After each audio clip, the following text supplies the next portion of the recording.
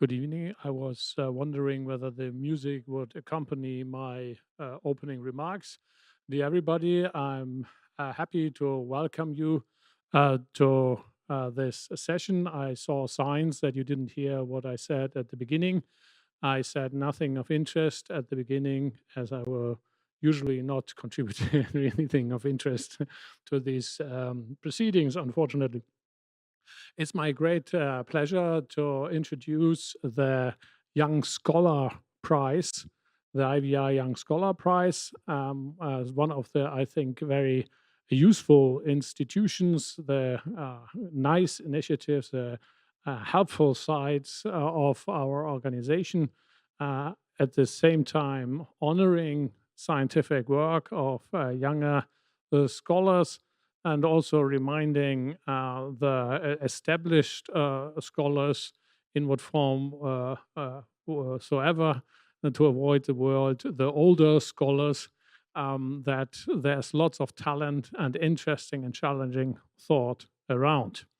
If I look in the round here, perhaps we should add some words about the non existing right to take the bus to the hotel, to flee the obligation to show some kind of academic civility by listening to plenary lectures, especially of younger scholars. So, but I think you will have a dedicated audience here by those people who are in the room. And so it's my great pleasure to introduce the lecture and our speaker. And he is talking about the very interesting and important topic about the universal right to flee your country against the duty to actually fight for your nation. So, a classical topic situated in the uh, area of tensions between duties for the community and individual rights. And I think we are all curious to hear what you're going to say. Annette Brackmöller. I'm entirely innocent of all those acoustic changes. Annette Brackmöller, the editor in chief of the ASP, who has basically uh, administrated this process, has since many years, with great dedication, helped to keep this initiative alive. Will introduce the speaker and the um, topic that was selected by a jury. I would like to extend my thanks to the jury and in particular to Annette Brockwiller, and perhaps you could still muster the energy to give her an applause for all the work that she has done and is doing since many years.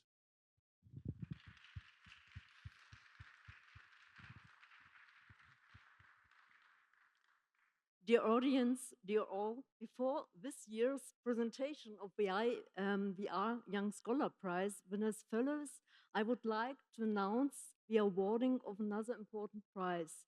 This year, the prize of the best contribution to the RSP, the Archive of Legal and Social Philosophy of the past 2 years, 22-23, will be awarded to the fourth time. The winner is Mr. Pichlag for his contribution, organized responsibility and communities of risk in the pandemic. Mr. Pichlag, are you here? He is here, so very well. Mr. Pichlag is a professor of legal theory and philosophy of law at the University of Wrocław, Faculty of Law, Administration and Economics. In the past, he was a visiting scholar at the University of Edinburgh, the University of Helsinki, and the International Institute for the Sociology of Law in Onati. And he was the Secretary General of the Polish section of the International Association for Philosophy of Law and Social Philosophy of the IVR for the term 2018 to 22. We warmly congratulate Mr. Pichlag on the award. Congratulations, Professor. Thank you very much. Thank you very much. And now I am very pleased to introduce this year's IVR Young Scholar Prize winner. It's, as Matthias Malmer already told you, Mr. Yuichiro Mori for his contribution defending the universal right to flee against the duty to fight for one's nation.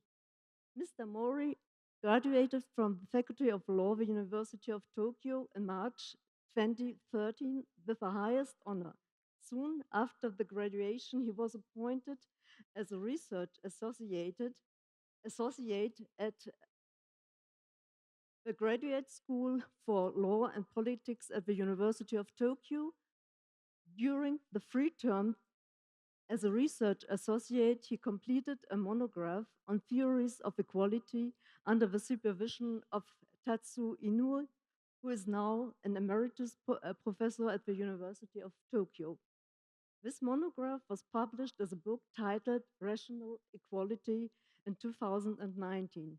Since April 2019, Mr. Mori has been associate professor at the Graduate School of Law, Hokkaido University. Having been awarded a Fulbright scholarship, he is now a visiting scholar at Harvard Law School, East Asian Legal Studies program, and living with a family in Cambridge, Massachusetts. After these brief introductory words, I would like to warmly congratulate Mr. Mori for the prize, and I am now very much looking forward to Mr. Mori's presentation.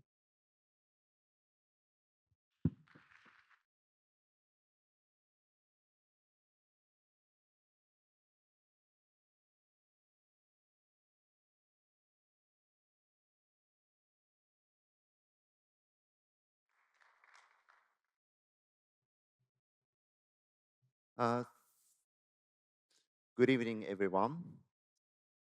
It's a great honor for me to receive this prestigious prize. And first of all, I'd like to thank the juries for recognizing my work. And I'd like to express my sincere gratitude to the organizer of the Congress and the host of in Korea for preparing this valuable opportunity. It's my great pleasure to give this prize lecture, especially in Seoul, Korea, as one of the scholars from our Asian community in the fields of legal and social philosophy. And my work to be presented here was supported by Fulbright Research Grant and the Murata Science Foundation grant. So I appreciate Fulbright Japan and Murata Science Foundation for their generous support. And I also appreciate my partner, who is now in Cambridge, for allowing me to attend this Congress and temporarily releasing me from the share of the duty of taking care of my 4-year-old son. So, without her support and understanding, my trip to Seoul would not be realized. And here, this is my wife's toy rabbit, which she asked me to bring with as a kind of watchdog or watch rabbit, so that I won't flee from my responsibility to giving lecture in this Congress rather than going sightseeing in Seoul. So I'm a little bit nervous now. But anyway, I appreciate all of you for sharing the time with me for this lecture. And I'm so pleased to be with you tonight and to have an opportunity to introduce my work. So today, I'm going to discuss a very, very controversial topic in the face of the ongoing war, perhaps more provocative than the Michael Sanders lecture in the morning. So let me start from the introduction.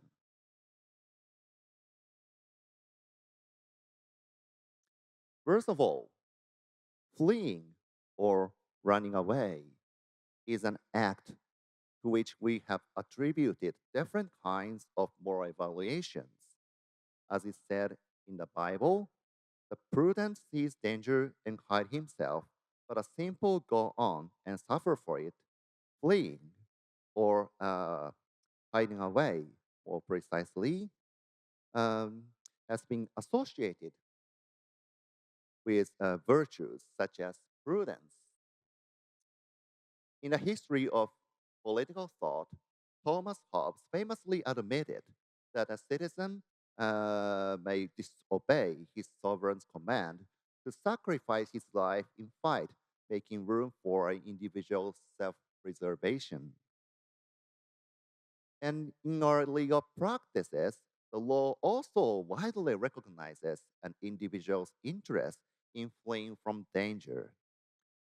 A criminal act necessary to save one's life and limb is justified under certain circumstances. For example, a prisoner is not guilty of prison escape if the person, through none of his or her fault, uh, is fired. And both the International Covenant on Civil and Political Rights and the European Convention on Human Rights enumerate the freedom to leave any country, including his own.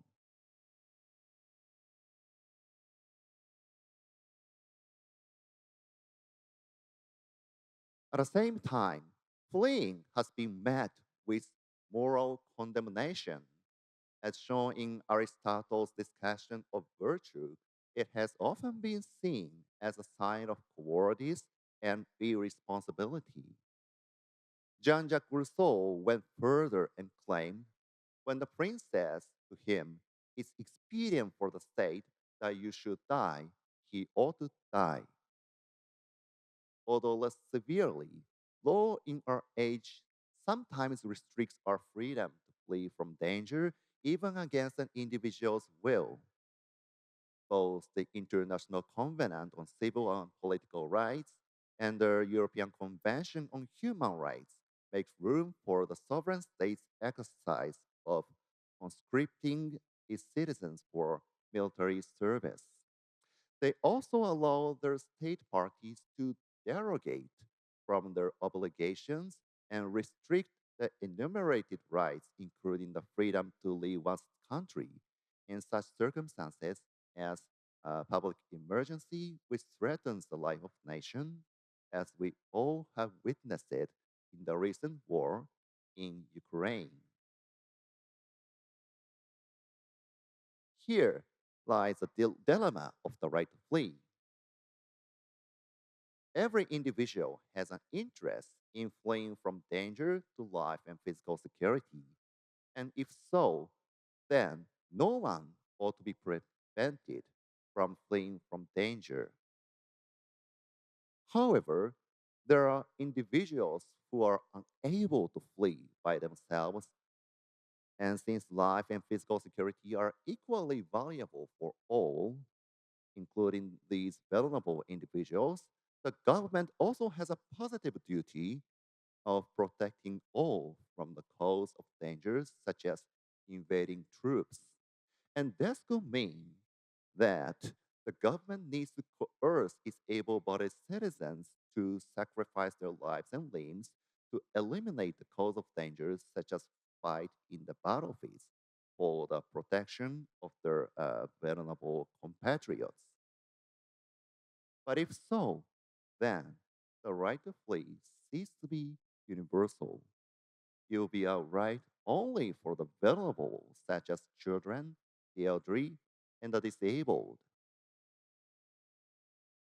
And in this lecture, as a solution to this dilemma, I challenge a citizen's duty to fight for his or her nation and defend the position that everyone, including able bodied citizens, has the right to flee from danger.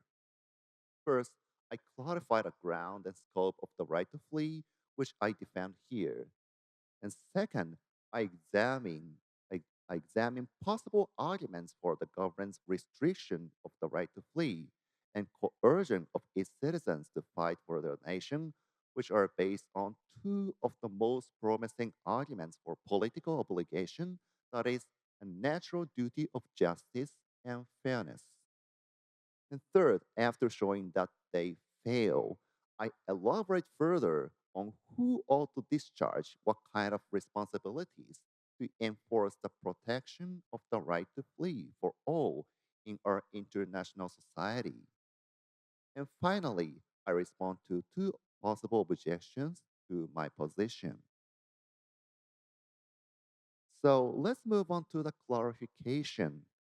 By the right to flee, by the right to flee, I mean a claim right in the Hoffelian sense. A claim right is a right one holds against another who owes a corresponding duty to the right holder. And by right holder, I refer to all individuals who are human beings or at least moral persons. And as I'll discuss later, this claim right to flee imposes different kinds of duties on different agents in our international society. And I intend this right to be moral rather than legal, which provides a critical reference point from which to evaluating existing domestic and international legal rules and practices concerning human rights.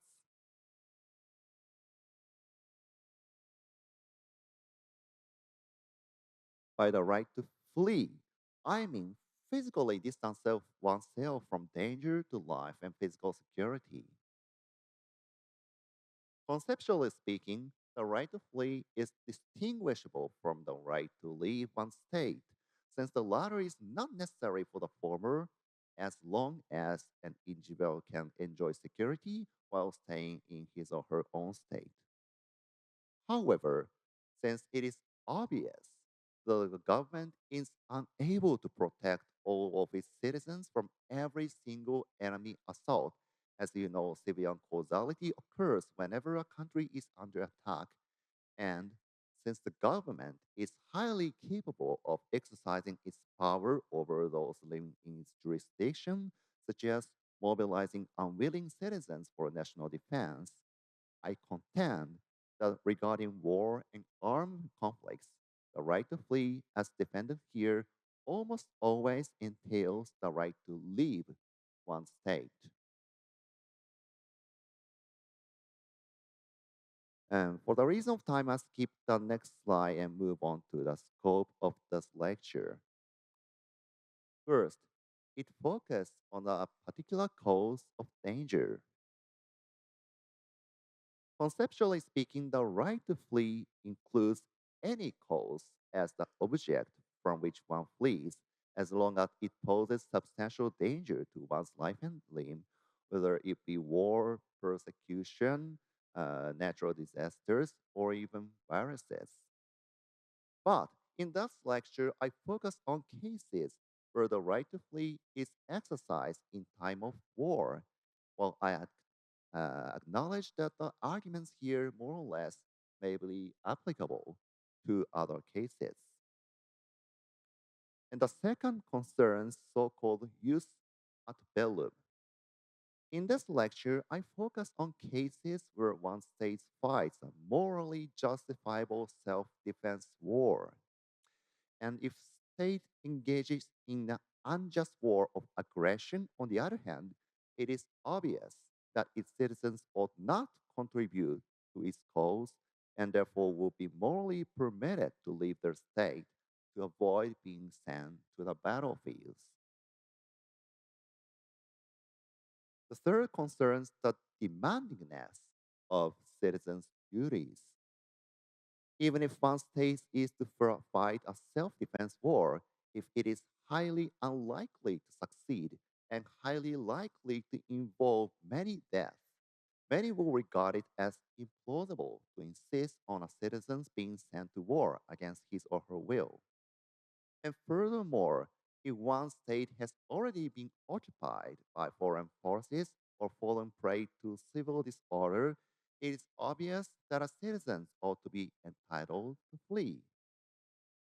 So, in this lecture, I focus on the cases where while the citizens who are made to stay in their state or sent to war will be exposed to a significant level of danger to life and limb, they are likely to repel the invaders if they're to fight for national defense.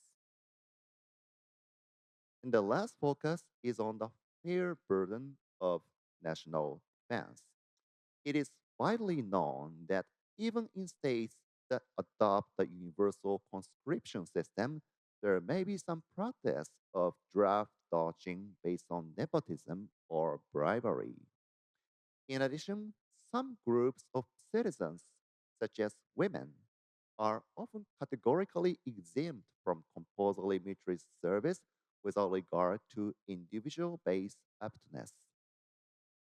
While I cannot discuss here which conscription system is fair or not, suffice it to say that my defense of the universal right to flee against the duty to fight assumes that the burden of national defense is fairly distributed among compatriots because if it is shown that even a state with a perfectly fair conscription system, say universal conscription for all able bodied men and women in equal terms, cannot without injustice infringe on its citizens' right to flee, then it will be easier for us to criticize the right infringement by a state with a morally more defective one, say male only conscription and whatever. Now, let's move on to the examination and critique of the duty to fight for one's nation. As you know, in legal and political philosophy, a citizen's duty to fight for his or her nation has been discussed as an instance of political obligation that is an obligation owed to fellow citizens qua citizens. And recall the dilemma of the right to flee I mentioned earlier.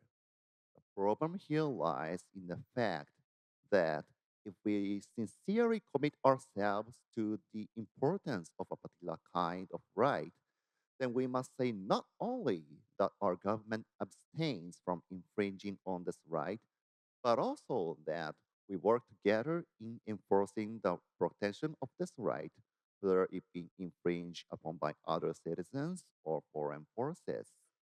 And this perspective is expressed by Alan Buchanan, an advocate of the natural duty of justice argument for political obligation, in the quote I show in the slide. And I'm so sorry for very, very tiny characters. Anyway, now, let me continue the explanation. A natural duty is a duty which individual has simply by virtue of being a moral agent, and its existence does not depend on one's voluntary acts or the particular position one occupies. And natural duty of justice is also a duty in this sense. And John Rawls articulated it as a duty to support and to comply with just institutions that exist and apply to us, and to further just arrangement not yet established without too much cost to ourselves. And inspired by Rawls' idea, a group of theorists has attempted to justify political obligations based on a natural duty of justice. They start by arguing that a state with coercive institutions is necessary for us to discharge our natural duty and protect individuals' moral rights. From this, they argue that a citizen has a natural duty of justice to support and comply with one state's institutions when these institutions are reasonably just and legitimate and identify the minimum conditions of justness and legitimacy, such as protection of basic rights and democratic procedures.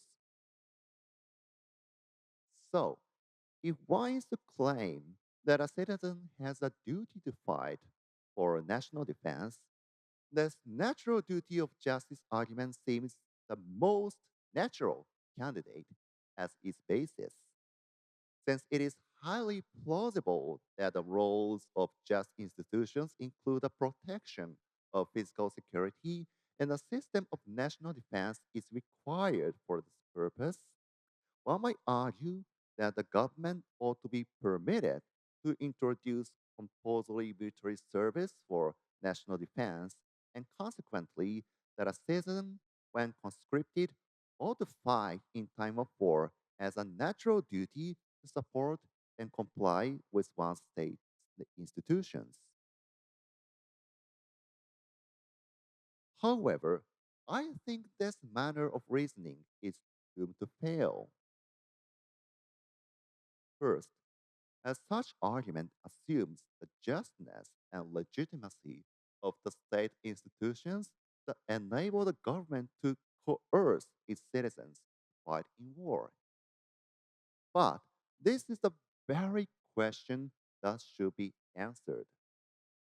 As I mentioned, well known advocates of the natural duty of justice argument, such as Buchanan, either qualify the content of duties as not requiring extremely costly sacrifices or require the protection be provided through processes that themselves respect the most basic human rights.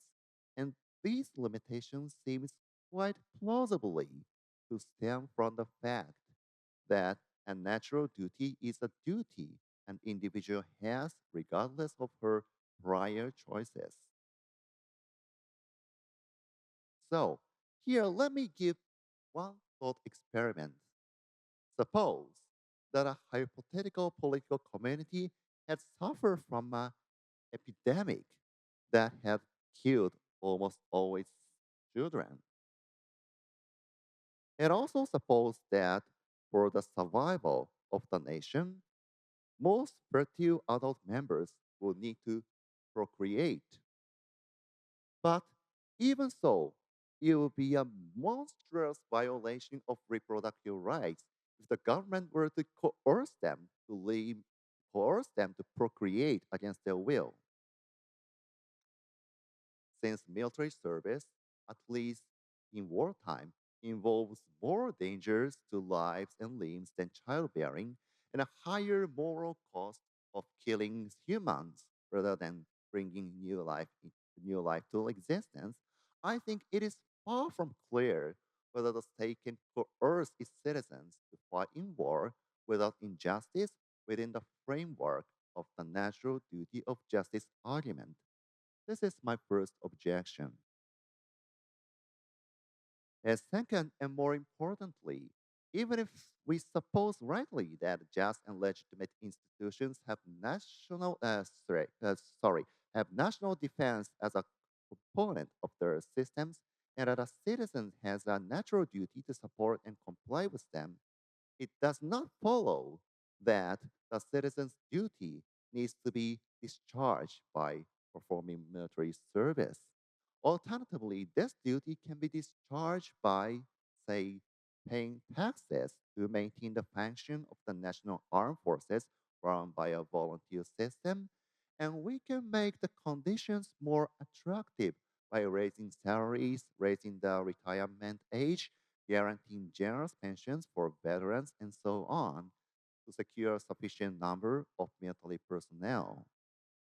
So I don't think the natural duty of justice argument succeeds as an attempt to justify coercing a citizen to fight for his or her nation. So let's move on to the fairness argument. Against my arguments I made just before, one might contend that even if the volunteer system could coexist with a citizen's natural duty of justice to support just institutions, it is unfair for only a portion of citizens, that is, volunteer leading soldiers, to fight in a war, while others are allowed to flee to safe places because the latter, as well as the former, enjoy the benefits of national defense. And so the latter will be free riding on the former's effort, one might say, if not required to share the burden. And this line of argument has a strong affinity with the fairness argument of political obligation. The principle of fairness was originally formulated by H.L. Hart as follows. When a number of persons conduct a joint enterprise according to rules and thus restricts their liberty, those who have submitted to these restrictions when required have a right to a similar submission from those who have benefited by their submission. And John Rawls provided a similar formulation. And despite its initial intuitiveness, fairness arguments have been subjected to harsh criticism, the most well known being Robert Nozick's criticism that the mere fact of received benefit does not justify imposing a burden on the beneficent. The main concern here lies in the fact that some public goods are non excludable in the sense that there is no way for one to avoid receiving the benefits of social cooperation. If the goods are excludable, then one can simply decline to accept the benefit in order to refuse one's contribution to the corporation, and other members of the corporation scheme can also decline to provide benefits to those not sharing the burden. By contrast, if the goods are non excludable, then it seems that an individual cannot but receive the relevant benefit even against his or her will, and therefore our worry about the respect and autonomy of an individual becomes pressing.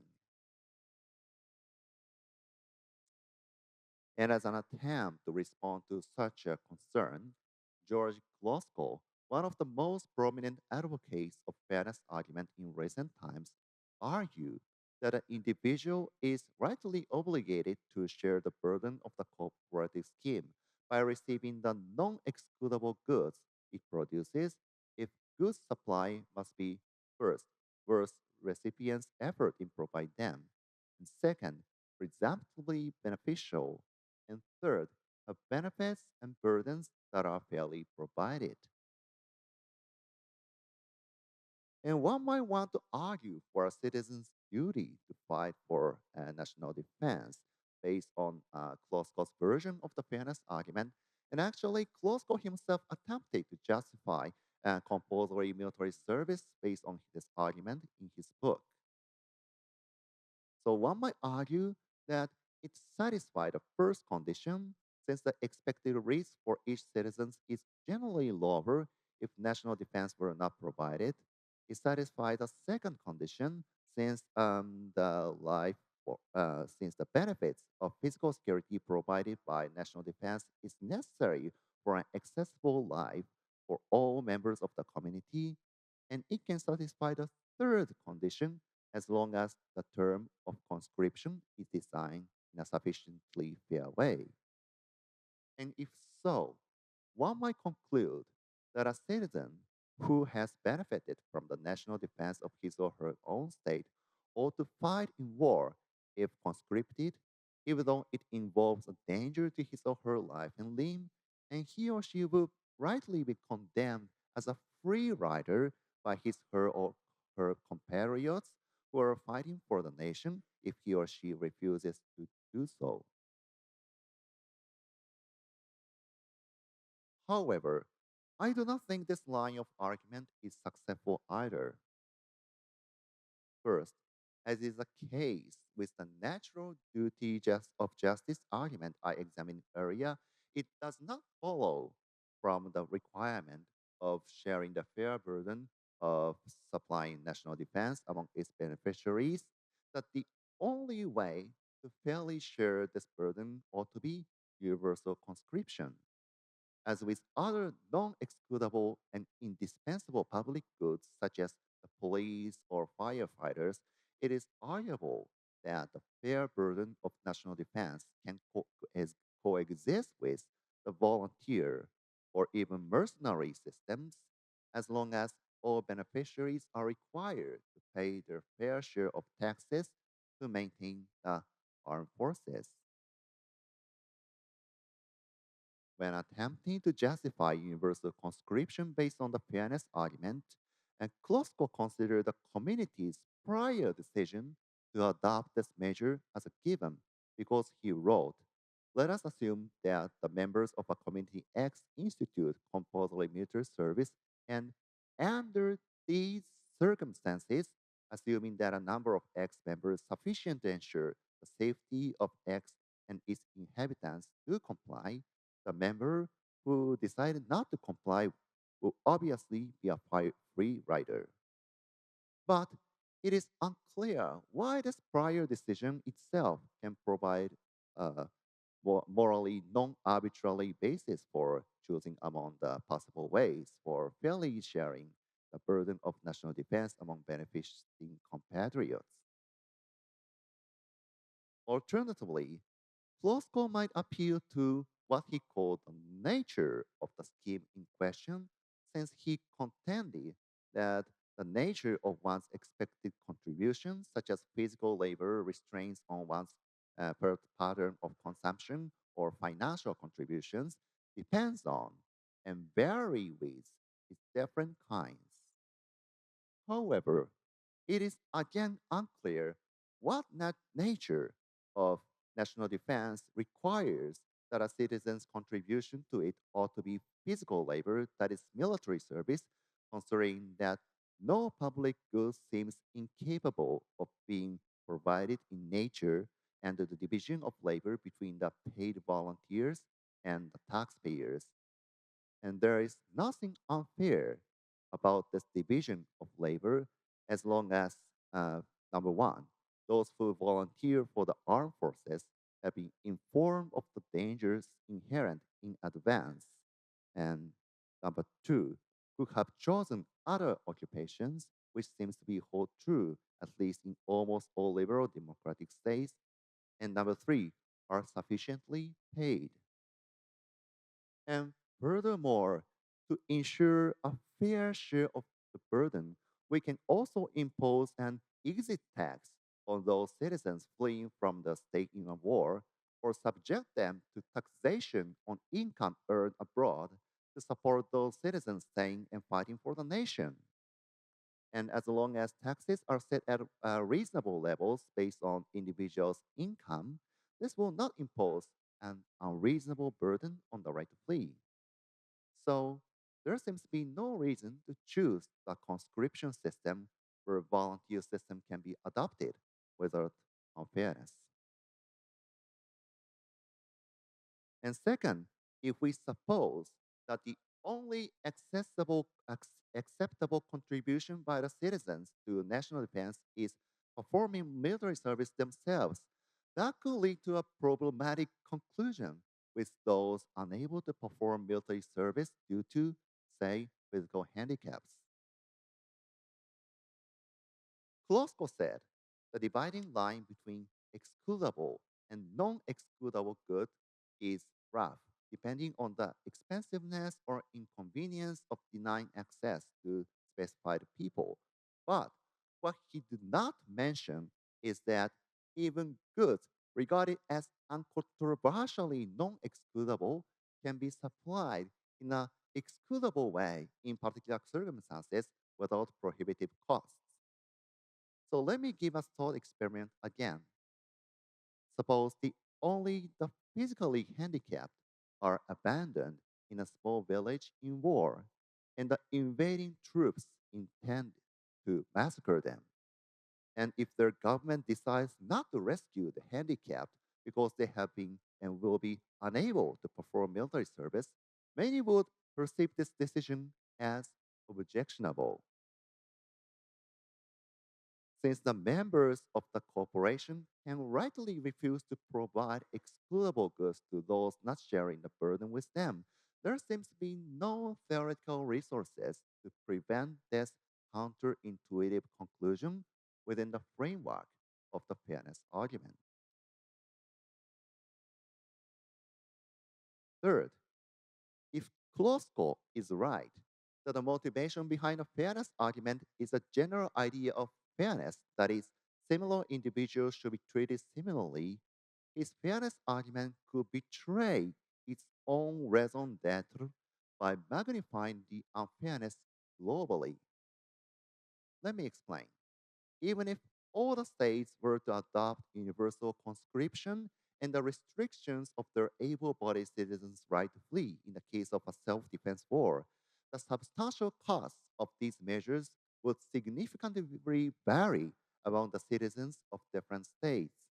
And this is because, for the reasons of history and geopolitics, there are some countries and regions that have a pressing fear of military assault to their territories and others that do not, and the citizens of the former will be more likely to face dangers to their lives and limbs than those of the latter if imposed with the duty to fight.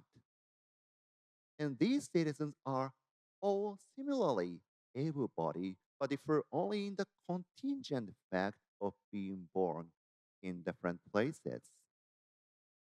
So, by focusing only on the fair burden of national defense at a state level, the fairness argument blinds itself to its disparate effects at a global level.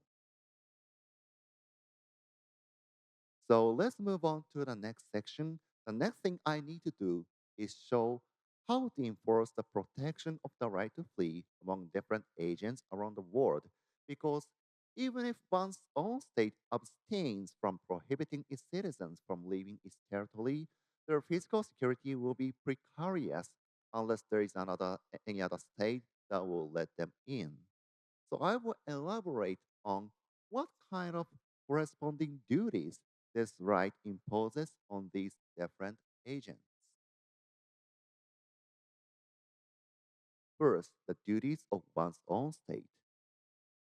At a most basic level, an individual's right to flee imposes on his or her own state the duty not to coerce him or her to expose himself or herself to life and limb dangers, such as by prohibiting him or her from leaving its territory or sending him or her to the battlefield in time of war. Therefore, national defense ought to be provided through the volunteer system, and the conscription system is unjustified unless all citizens are able to choose the non military and non dangerous alternative civic services, such as care work for the elderly or disabled, that do not entail infringement on their right to flee in time of war. In addition, the government owes the duty to protect an individual's right to flee from non state agents, typically his or her compatriots in its jurisdiction, when they infringe on his or her rights, such as by physically preventing him or her from leaving a territory of the state or threatening to kill him or her if he or she leaves. And considering that the right to flee is valuable for all, including these disadvantaged, the government is rightly required to take further steps to reduce the cost of exercising the right to flee for those who are worse off with reasonable costs, and these might include mitigating the financial costs of leaving the state, such as making an exit tax less burdensome for the poor, providing its citizens with free lessons for widely spoken official languages such as English, helping those unable to move by themselves to flee with reasonable costs, and so on. A problem arises when the government fails to take these steps, and in such a case, one may ask, should the government be allowed to restrict well-off citizens' right to flee to prevent a situation where the rich and able-bodied have fled to a safe place while the poor and handicapped are left behind? Well, I think that even in such cases, the government ought not to infringe on the well-off individual's right to flee, because all individuals are morally permitted to prioritize their own self-interest over that of others when their life and physical security are at stake. So let me give a thought experiment again. Suppose that a physically strong Rose and weak Jack are in a plank of Carneades like situation. And even if it is certain that Rose will win if the two are competing for the plank, she could not be blamed for, say, removing Jack's hand from the plank and letting him drown instead of flipping a coin to decide who gets the plank. If it is a case that either of them has to give up the plank to avoid a death of both. In a nutshell, an individual's egoism ought to be permitted, at least not to be prohibited by the state's coercion, where one is to avoid danger to one's life and limb. Of course, it will be praiseworthy if the well-off individuals are to voluntarily remain in the state to help the worst of compatriots safely flee. But being a moral hero is than different from discharging moral duties. Now, next, duties of other states collectively. To protect the right to flee in a time of war, somebody needs to provide safe places to which one can flee. And this is what other states in our international society are required to do. These states have a corresponding duty to construct schemes where all the individuals who wish to flee from war can enjoy a sufficient level of physical security and subsistence. Well, there can be more than one way to design these schemes. I consider it plausible to assume that they must satisfy the following two conditions at a minimum. First, they need to be designed such that any individual fleeing from the danger can be assigned at least one state that can provide sufficient physical security and subsistence. And second, they need to be designed such that no individual is discriminated against based on irrelevant traits such as race, gender, or nationality when assigned a receiving state. Of course, trade off will be needed between widening the capacity and improving the conditions. But since the rights to security and subsistence matters equally for all and are more urgent than other rights, priority should be placed on accepting as many individuals as possible with, with a minimal level of security and subsistence. And our international society can accommodate all who wish to flee, they are likely subject to more demanding requirements. While there can be more than one way of fairly sharing the burden of accepting fleeing individuals among member states, a state's ability to provide security and subsistence seems to be one of the relevant considerations. And some might find this proposal unfair because states with such an ability, such as wealthy and stable Western European states, have thrived due to the hard effort of their citizens. But since it is disputable that their prosperity is mainly traceable to effort rather than their fortunate circumstances, I think the strength of this objection is quite limited. And last, on duties of other states and individually. When assigned a fair share of playing individuals through the schemes I just discussed, each state has a corresponding duty to provide them with sufficient security and subsistence mandated by the minimal conditions. And in providing security and subsistence, it ought not to discriminate among these individuals based on irrelevant traits. And more can be rightly required from the receiving state as long as it can do more than protecting security and provide subsistence at a minimum. A problem arises when our international society fails to construct such schemes as with our actual world, or when the members states do not comply with these schemes, notwithstanding their existence. In such cases, one may ask, how much burden should a state owe to fleeing individuals who have entered or tried to enter its territory? Admittedly, there will seem something unfair about the distribution if a state was to require to accept more than it will rightly be assigned if the schemes existed and other members complied with them.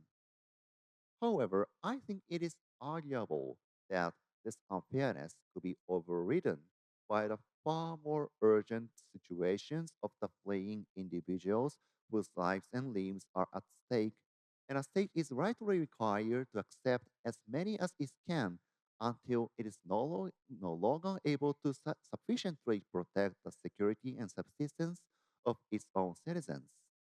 And after all, I think there is a room for a state to mitigate its burden by negotiating with other states to share it together, even under such non ideal situations. Now, let's move on to objections and replies. Since my proposed solution is highly radical, that is, allowing anyone who wishes to flee in time of war to flee, and arguing for the international scheme for its realization, it will surely provoke a wide range of criticisms. Here I deal with two possible objections. First, one might object that my defense of the universal right to flee sees the state only as a means through which individuals with different conceptions of the good pursue their self interests. However, one might argue that this way of viewing the state is fundamentally misguided. One might say that an individual's self interest or conception of the good cannot be identified in isolation, and it is a state or nation, more precisely, that constitutes the identity and the good of an individual who belongs to it.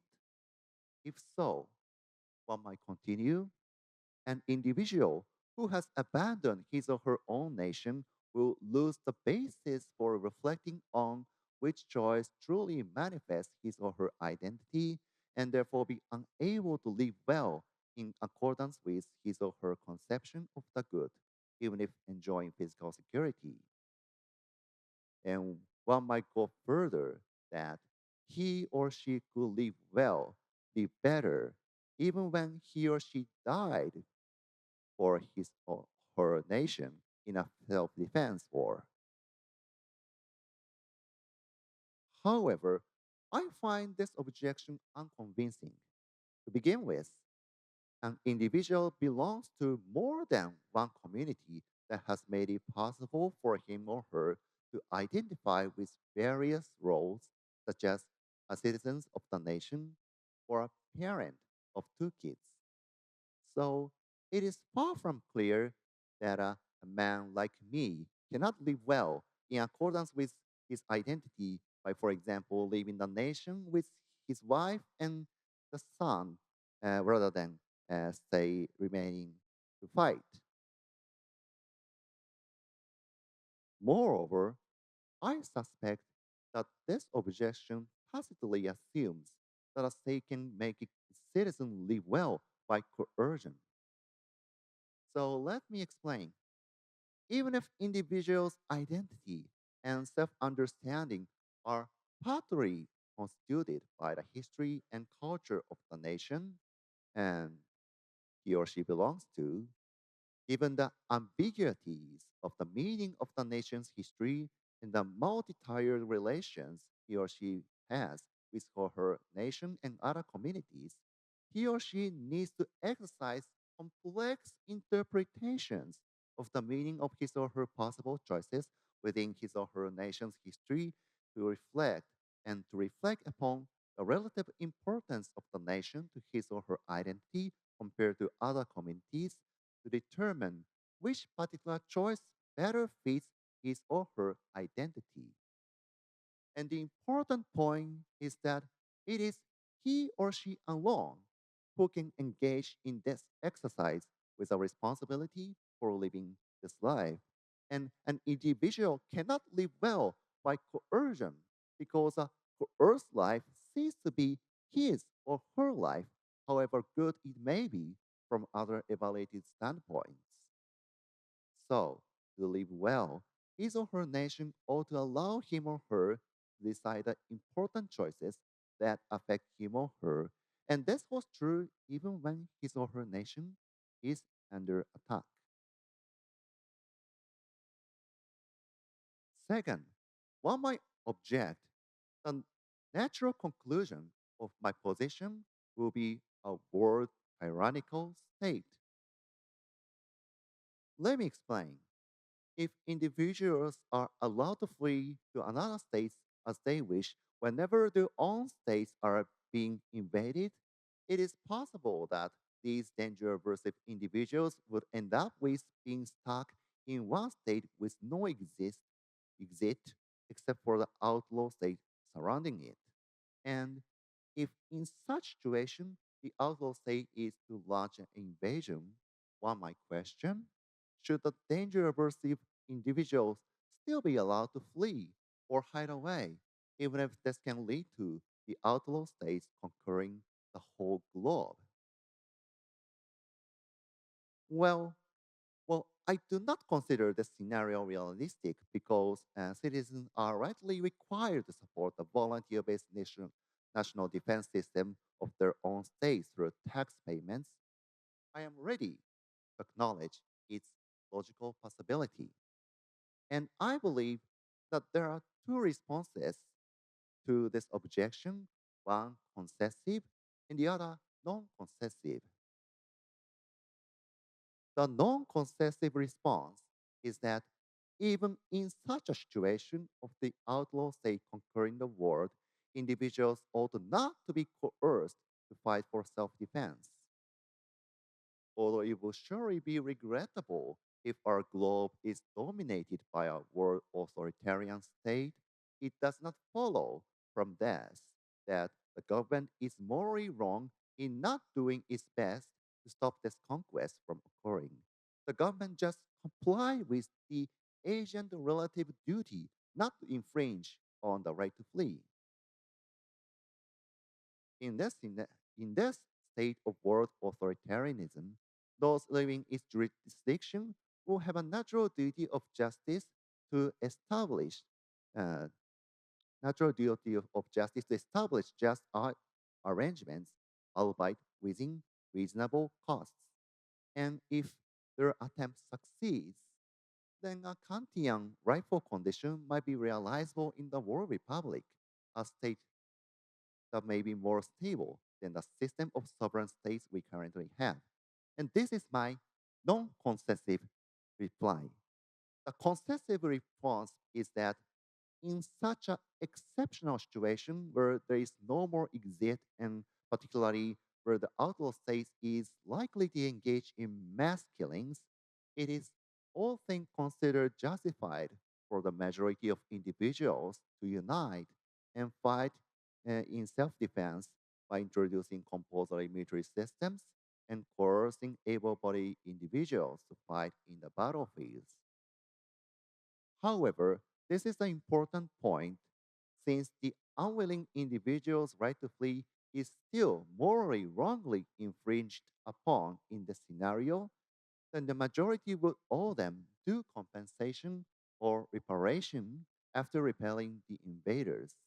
In this way, the concessive response explains the moral residue of the defeated right. Now, let me conclude my lecture. In this lecture, I defended the universal right to flee by arguing against the duty to fight for one's nation based on political obligations. And there are at least two advantages to my position. First, it succeeds in reconciling an individual's right to flee with a citizen's political obligations to support the national defense system of one state by justifying an exit tax and taxation on income earned abroad to support these citizens staying and fight for the nation while mandating the volunteer system. And second, it aspires for real fairness by replacing the fairness argument's myopic focus on the fair burden of the national defense at a state level with a discussion of the international schemes for fairly allocating among states the burden of protecting those wishing to flee from danger at a global level.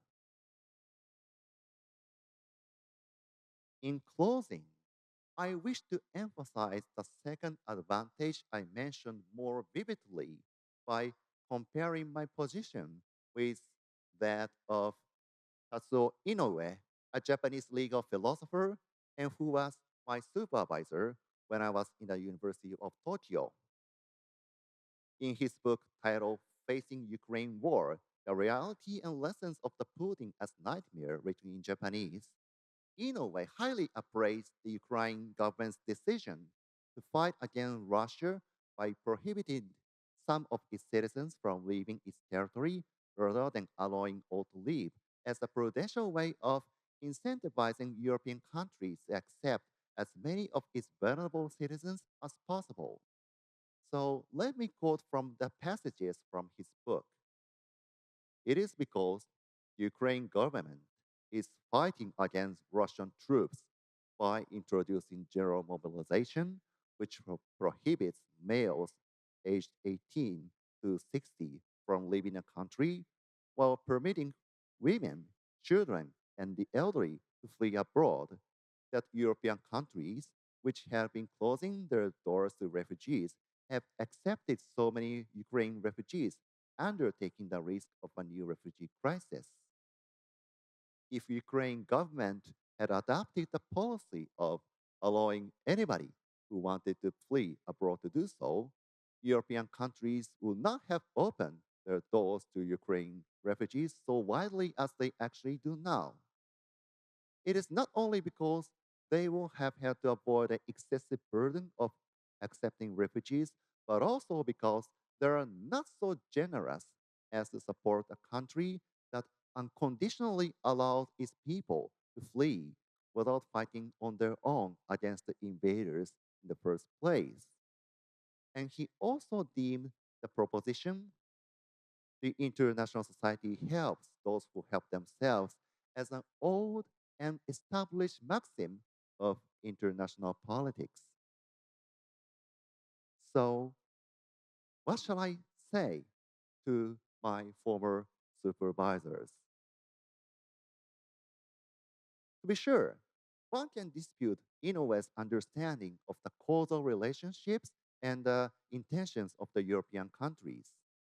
However, even if he is right about all of these, his reasoning is still problematic because he simply takes the alleged attitudes of the citizens of European countries as a given.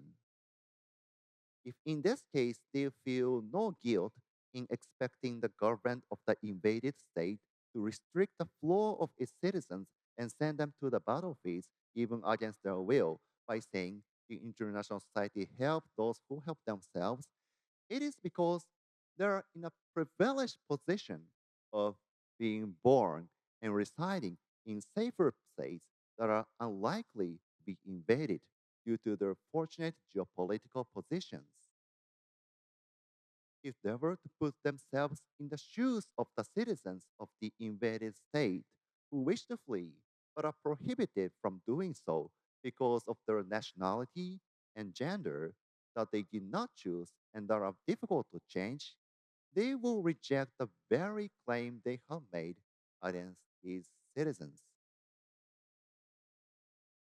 My defense of the universal right to flee in these lectures is intended to encourage those living in safer states to reflect upon their attitudes for those who wish to flee from unfavorable circumstances.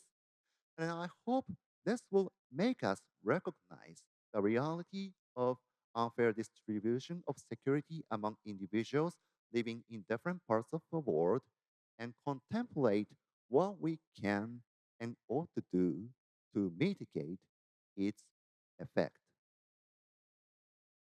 So, thank you very much for listening.